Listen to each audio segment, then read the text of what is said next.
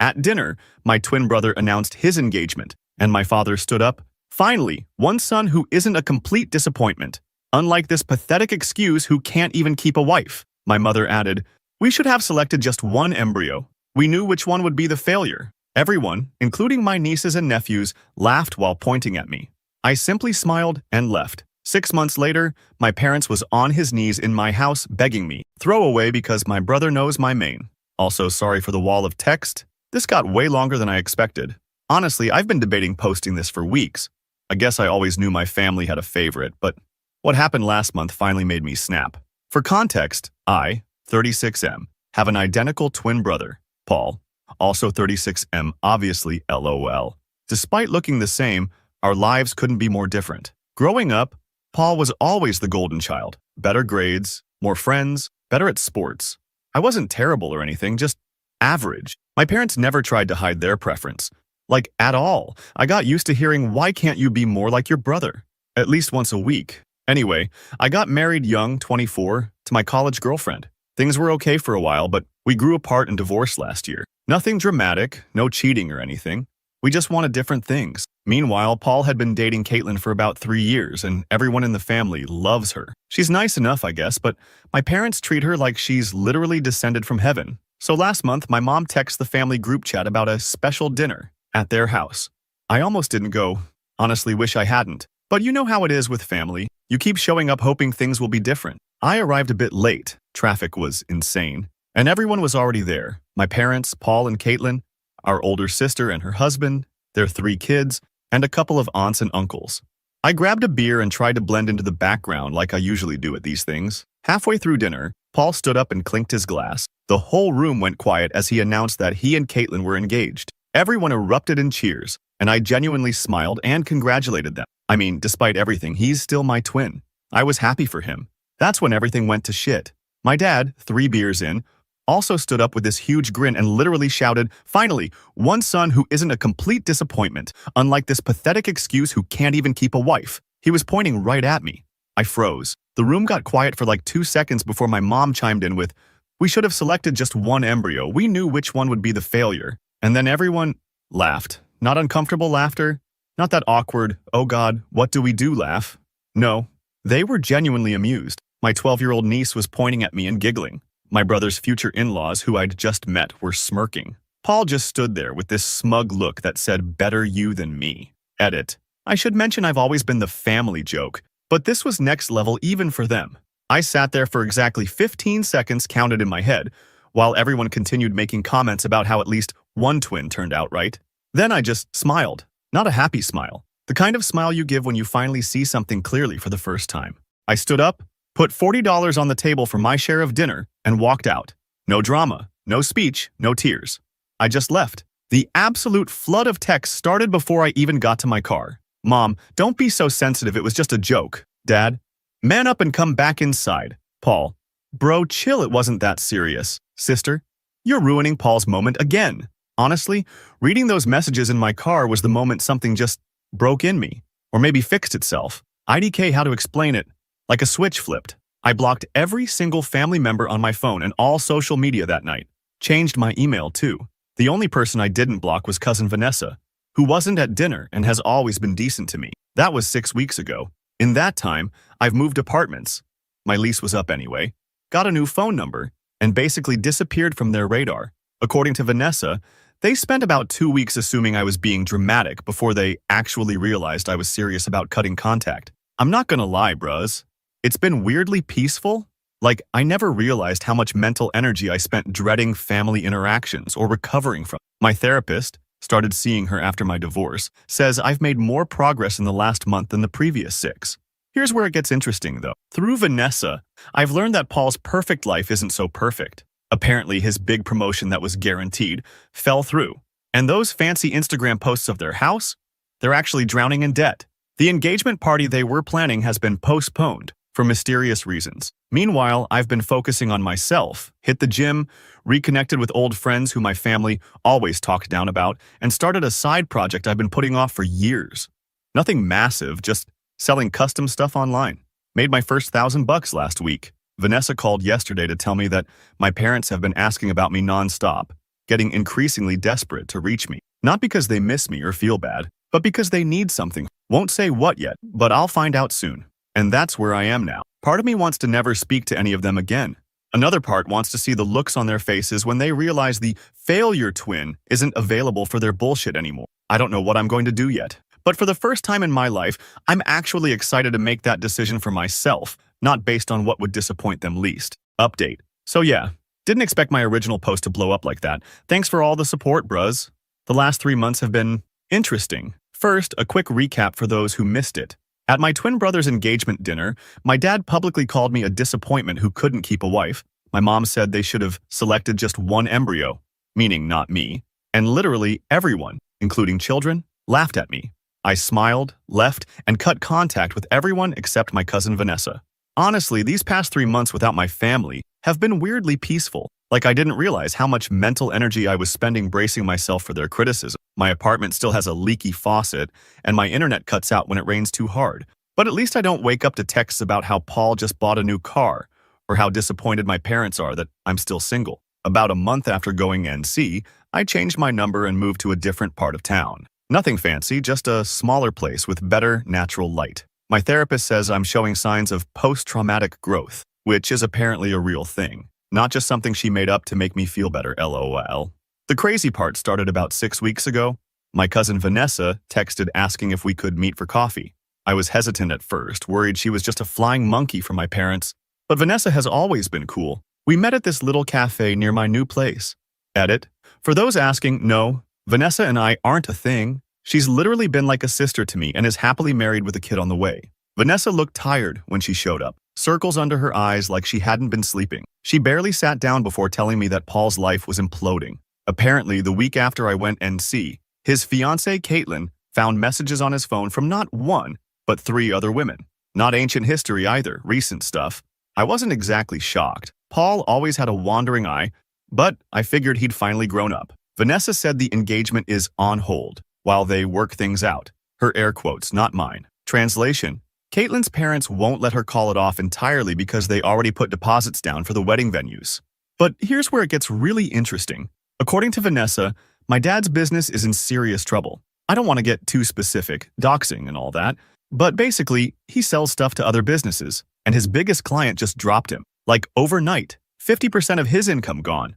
I sipped my coffee and just listened. Didn't feel as satisfying as I thought it would. Don't get me wrong. I'm not crying for them, but I'm not celebrating either. It's just facts. Vanessa then dropped the real bomb. My parents and Paul have been desperately trying to find me. They've shown up at my old apartment multiple times. Sorry, Kevin, if you're my replacement tenant reading this. Called my old work contacts, and even tried to get my ex-wife's new address from mutual friends. Why? Because they need money. A lot of money. Turns out my brother wasn't just cheating on Caitlin. He was also mishandling funds at work. Nothing criminal, I think, but enough to get him demoted and put on probation. His fancy downtown apartment? Yeah, he can't afford it anymore. The BMW he was so proud of might get repossessed. And my parents, who have been living beyond their means for years, are suddenly facing the reality that their golden child can't bail them out. Their house needs a new roof, mom's credit cards are maxed out, and dad's business might not make it to the end of the year. I'm not gonna lie, I sat there feeling nothing. Not happiness, not anger, just nothing. Then Vanessa slid her phone across the table. On it was a series of texts from my mom. Please tell Ian we need to talk. This isn't a joke anymore, Vanessa. Tell him his father is having health problems from the stress. If he's still angry about the dinner, he needs to get over it. Family is supposed to help each other.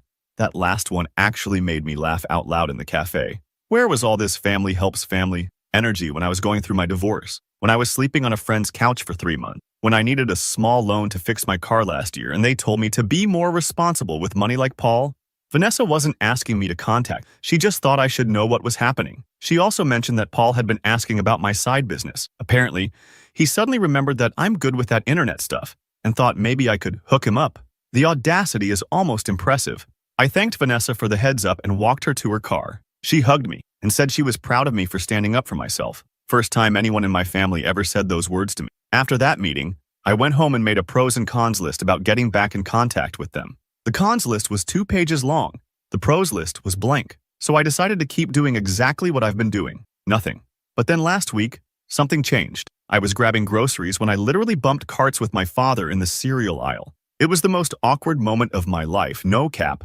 He looked old, gray, like he'd aged 10 years in 3 months. His cart had ramen noodles, cheap bread, and the store brand everything. For a second, I almost felt bad for him. Then he opened his mouth. He started with how I was being childish and needed to man up and help the family. When I didn't respond, he switched tactics, saying he and Mom missed me so much. When that didn't work, he finally got to the point. They needed me to lend them $50,000. I just stared at him. This man who called me a complete disappointment 3 months ago was now asking me for 50 grand. The absolute lack of self-awareness was staggering. I told him very calmly that I didn't have that kind of money to lend anyone. He scoffed and said he knew about my internet business.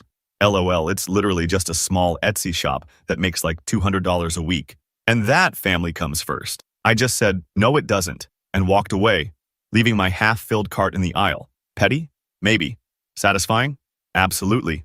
Since then, they've escalated. Paul showed up at my gym. No idea how he found out where I work out. Mom left a tear-filled voicemail on my work phone. Dad even contacted my ex-wife on Facebook to try to get to me. Yesterday, I got a formal-looking letter in the mail. It was an invitation to a family meeting at my parents' house this weekend. The tone was weirdly professional, like a business negotiation. The last line said, "We have a proposition that will benefit all parties involved. I'm curious enough that I'm actually considering going. Not to help them, but to hear what exactly they think they can offer me. I've spent my whole life giving them chances they didn't deserve. Maybe it's time I flip the script. Whatever happens, I'm not that same pushover who walked out of dinner 3 months ago. I've got boundaries now, and no amount of guilt tripping is going to make me cross them. I'll update again after the family meeting if I decide to go." Part of me wants to just ghost them entirely, but another part wants to see if they've learned anything at all from this. Final update. So yeah, didn't expect this to blow up again. My DMs are a complete dumpster fire RN. Thanks for all the awards and stuff, but TBH, I'd trade them all for a normal family. Anyway, I promised an update after the family meeting, so here it is. Honestly, I never went to that meeting. After sitting on it for a day, I realized I was just setting myself up for more manipulation. Instead, I texted Vanessa that I wasn't coming and turned my phone off for the weekend.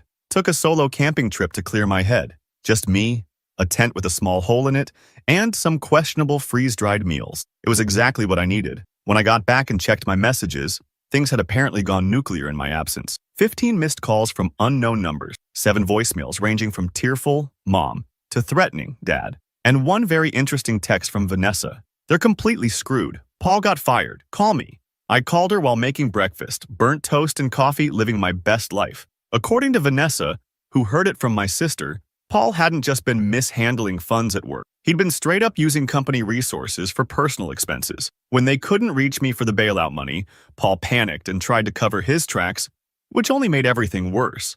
He got fired and might actually face legal consequences. Not gonna lie, I felt a weird mix of emotions. Part of me thought, karma's a bitch, but another part just felt sad.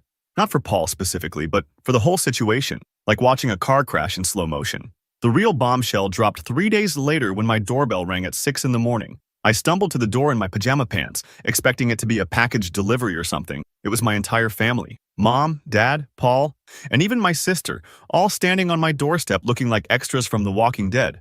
Dad's eyes were bloodshot. Mom's makeup was smudged. Paul was wearing the same hoodie I'd seen him in on Instagram 4 days earlier. I almost closed the door, but curiosity got the better of me. I stepped outside instead of inviting them in. Boundaries, as my therapist would say, and asked what they wanted. Dad immediately launched into this bizarre speech about families sticking together and how blood is thicker than water.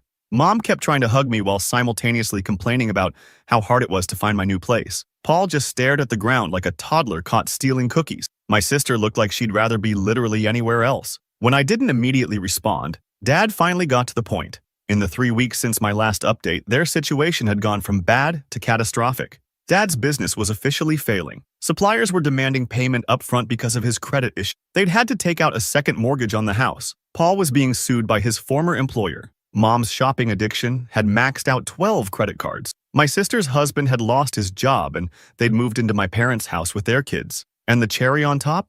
Caitlin had publicly dumped Paul on Instagram, tagging all his friends and family in a post detailing his cheating. The perfect Golden Son's reputation was in shambles. I just stood there in my old Star Wars t-shirt, feeling strangely calm. 3 months ago, this situation would have sent me into fix-it mode. I'd have been scrambling to help them, taking out loans, destroying my own financial future to save theirs. But now, Dad literally got down on his knees in my doorway. Not metaphorically, actually on his knees, begging me to help them, saying they needed $100,000 to save the house and deal with Paul's legal issues. I asked the obvious question. Why would I help the people who humiliated me and called me a failure? Mom burst into tears, saying they were sorry and they didn't mean it. Dad mumbled something about just joking around. Paul finally looked up and said they'd make it up to me. The funny thing? Not one of them actually apologized. Not really. It was all, we're sorry you felt that way, and you know how Dad gets when he's drinking, and it wasn't that bad. I told them I needed to think about it and asked them to leave. Dad tried to argue, but eventually they all shuffled back to Mom's SUV, which they're apparently 3 payments behind on. After they left, I made some coffee and called my therapist for an emergency session. We talked through my options and what healthy boundaries would look like in this situation. I decided I wasn't going to completely abandon them, but I also wasn't going to be their ATM. The next day, I invited just my dad over. When he arrived, his face lit up like he'd won the lottery. Probably thought the cash was already in the bag. I sat him down at my kitchen table, which BTW still wobbles because I haven't fixed that one leg, and laid out my terms. A formal, written apology from everyone who was at that dinner, acknowledging exactly what they said and did. Family therapy sessions, minimum 6 months, non-negotiable. Mom gets help for her spending addiction. Paul takes responsibility for his own mess without dragging down the rest of the family. I would help them restructure their debt and create a budget, but I would not be giving them any large sums of money. Dad's face went through about 17 different emotions in 30 seconds.